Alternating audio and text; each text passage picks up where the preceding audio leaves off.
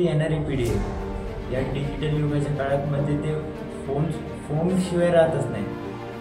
बरोबर, त्यांना reel scroll करायलाच पाहिजे. फोन त्यांच्याकडून घेतला रडणं सुरू. करेक्ट, बरोबर. फोनाशिवाय काम होतच नाही त्यांचं. पुस्तक तर का आता मुलं जास्त वाचत नाही. बरोबर, फोनातच त्यांचं काही सगळं काही. नमस्कार. आजच्या या पॉडकास्टमध्ये आपल्याबरोबर जॉईन झालेत इतिहास कट्टा या चॅनलचे सर्व गिरीश सर. नमस्कार मंडळी.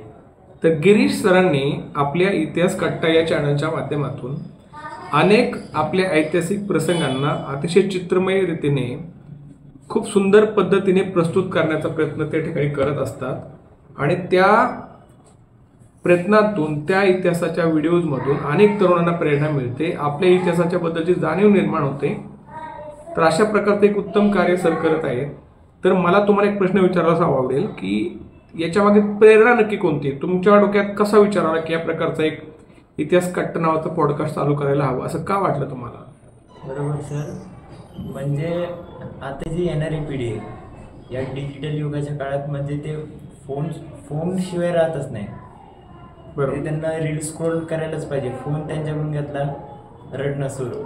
करेक्ट, बरोबर. फोनाशिवाय काम होतच नाही त्यांचं. पुस्तक तर का आता मुलं जास्त वाचत नाही.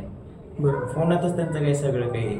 त्याच्या अर्थाने म्हणजे स्क्रोल करतील जेव्हा ती रील त्यांच्या समोर येईल त्या रीलवर म्हणजे महाराजांची माहिती एक थोडक्यात हळूहळू 30 सेकंदाच्या रीलमध्ये थोडं म्हणजे पार्ट 1 पार्ट 2 असे या संबंधित म्हणून चॅनल सुरू केला. अगदी बरोबर.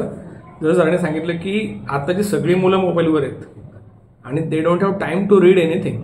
मग त्याच्या उपायावरून सरांनी काय केलं की छोटे छोटे रील्स तयार केलेत. आपल्या छत्रपती शिवाजी महाराजांच्या विषयावर असतील, छत्रपती संभाजी महाराजांच्या विषयावर असतील आणि त्या माध्यमातून या तरुण वर्गाला किंवा ज्याला आपण जेनझी म्हणतो आताची जी काही पिढी आहे त्या पिढीला आपल्या महाराष्ट्राच्या मातीचा अभिमान या व्हिडिओच्या माध्यमातून लक्षात यावा आणि तो वारसा त्यांनी पुढच्या पिढीलाही त्यांच्या मार्फत द्यावा, या प्रकारचा विचार त्यांनी सांगितला.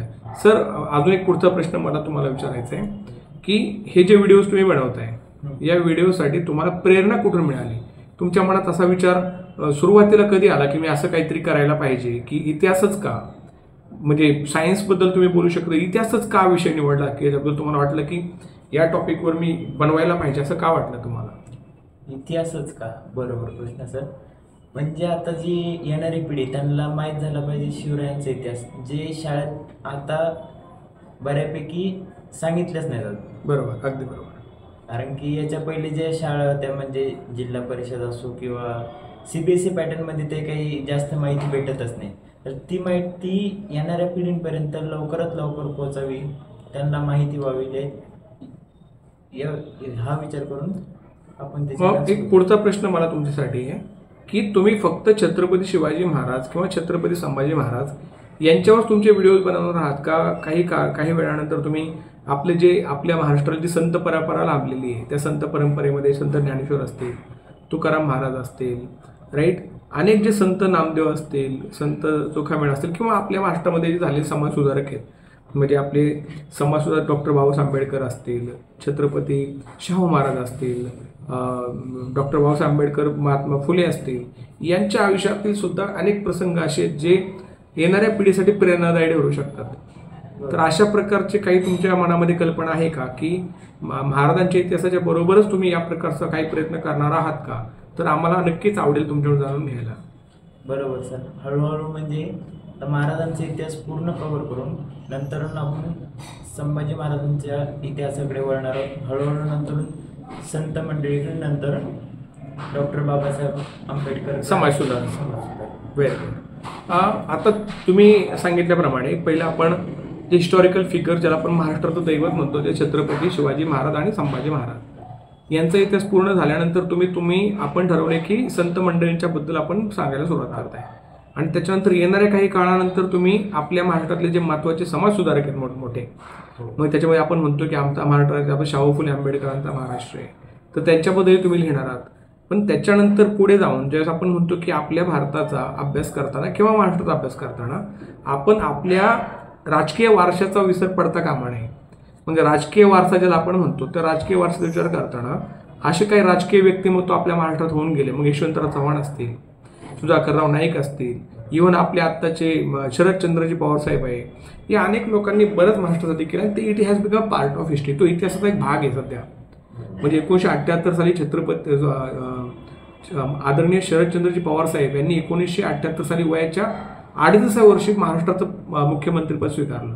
तर तशाबद्दल काही इव्हेंट तुम्ही लिहिणार आहात का, त्याच्याबद्दल काही बोलणार आहात का? म्हणजे जास्तीत जास्त करून जर आपण आपल्या येणाऱ्या पिढींना या सगळ्या लोकांच्या बद्दल, त्यांच्या योगदानाबद्दल जर माहिती करून देणार असू तर नक्कीच याचा फायदा एवढा मोठा होईल की त्याचा एक अतिशय सकारात्मक परिणाम आपल्या समाजावर दिसू शकतो असं मला वाटतं. तुम्हाला काय वाटतं याच्याबद्दल सर? बरोबर सर, नक्कीच होणार. हे इतिहास कट्ट्या चॅनलवर नक्कीच हळूहळू सर्व इतिहास म्हणजे पूर्ण महाराजांपासून सुरू झालेलं ते आता चालूपर्यंत काळात सर्व इतिहास आपण चॅनलवर टाकणार. Very good sir. नक्कीच सर, आम्हाला आवडेल तुमच्या व्हिडिओची. आम्ही आतुरतेने वाट पाहतोय. याच्या अगोदरही आम्ही तुमचे काही व्हिडिओज पाहिलेत. अतिशय खिळवून ठेवणारे व्हिडिओज असतात आणि आम्ही वाट पाहतो की तुमचा पुढचा व्हिडिओ कधी येतोय. अशाच प्रकारे तुमच्या हातून या आपल्या महाराष्ट्रातील मुलांचा ज्ञानामध्ये भर पाडण्याची जी काही क्रिया तुम्ही चालू केली आहे त्याच्यात अधिक वाढ व्हावं आणि देव तुम्हाला याच्यासाठी अजून चांगलं बळ देऊ अशा प्रकारची शुभेच्छा व्यक्त करतो. आणि थँक्यू व्हेरी मच. धन्यवाद सर. थँक्यू. आल्याबद्दल धन्यवाद.